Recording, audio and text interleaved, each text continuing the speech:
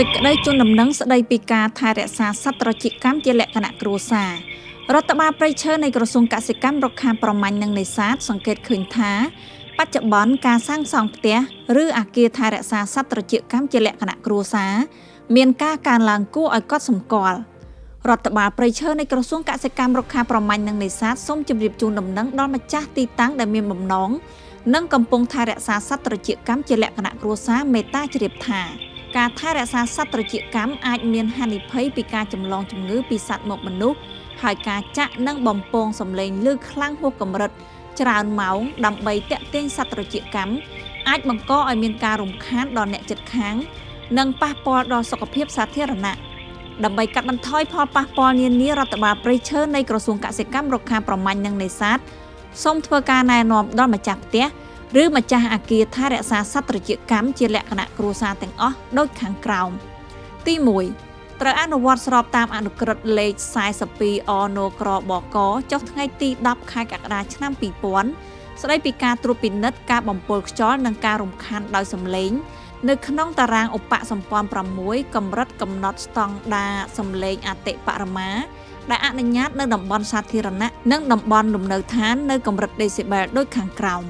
ទី1តំបន់ស្ងប់ស្ងៀមមន្ទីរពេទ្យបណ្ណាល័យសាលារៀនមត្តេយ្យសាលាពីម៉ោង6ដល់ម៉ោង18ល្ងាច45ដេស៊ីបែលកំឡុងពេលពីម៉ោង18ល្ងាចដល់ម៉ោង22យប់40ដេស៊ីបែលពីម៉ោង22យប់ដល់ម៉ោង6ព្រឹក35ដេស៊ីបែលទី2តំបន់លំនៅឋានដែលមានដូចជាសន្តាគារទីកន្លែងរដ្ឋបាលភូមិគ្រឹះផ្ទះល្វែងពីម៉ោង6ព្រឹកដល់ម៉ោង18ល្ងាច60ដេស៊ីបែលពីម៉ោង18ល្ងាចដល់ម៉ោង22យប់50ដេស៊ីបែលពីម៉ោង22យប់ដល់ម៉ោង6ព្រឹក45ដេស៊ីបែលទី3តំបន់ពាណិជ្ជកម្មសេវាកម្មនិងចម្រុះពីម៉ោង6ព្រឹកដល់ម៉ោង18ល្ងាច70ដេស៊ីបែលពីម៉ោង18ល្ងាចដល់ម៉ោង22យប់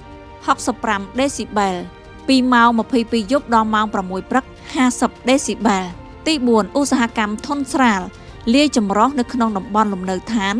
ពីម៉ោង6ព្រឹកដល់ម៉ោង18ល្ងាច75ដេស៊ីបែលពីម៉ោង18ល្ងាចដល់ម៉ោង22យប់70ដេស៊ីបែលពីម៉ោង22យប់ដល់ម៉ោង6ព្រឹក50ដេស៊ីបែលទី2ត្រូវអនុវត្តវិធានជីវសុវត្ថិភាពនិងធ្វើអនាម័យនៅជុំវិញនិងខាងក្នុងទីតាំងថែរក្សាសត្វត្រចៀកកម្មជាប្រចាំទី3ត្រូវរាយការណ៍ជាបន្ទាន់នៅពេលសត្វត្រចៀកកម្មមានជំងឺឬងាប់ជូនដល់មន្ត្រីរដ្ឋបាលព្រៃឈើនិងសមត្ថកិច្ចពាក់ព័ន្ធដែលនៅជិតបំផុតរដ្ឋបាលព្រៃឈើនៃក្រសួងកសិកម្មរុក្ខាប្រមាញ់និងនេសាទសង្ឃឹមយ៉ាងមុតមមថាម្ចាស់ផ្ទះឬម្ចាស់អគារថែរក្សាសត្វត្រចៀកកម្មជាលក្ខណៈគ្រួសារទាំងអស់